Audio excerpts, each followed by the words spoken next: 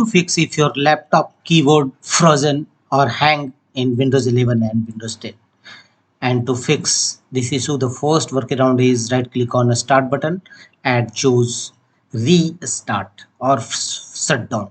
You can force shut down your system by pressing power mode also 1 to 2 times, and after that go to settings of your system and go to privacy and security. Thereafter choose Windows security and here click on virus and threat protection, and Windows security page will open.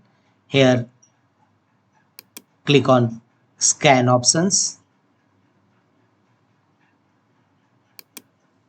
and you will find 4 options: quick option, full scan, customizer scan, and Microsoft Defender antivirus offline scan. Choose full scan and finally click on scan now. It will scan your system for any virus infection.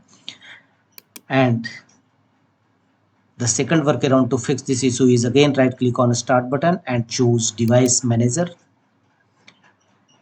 Here go to the keyboard drivers section,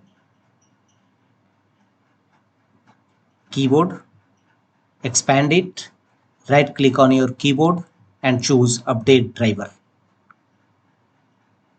Search automatically for drivers and let the window complete the updation of your keyboard driver, and your keyboard driver will now properly work.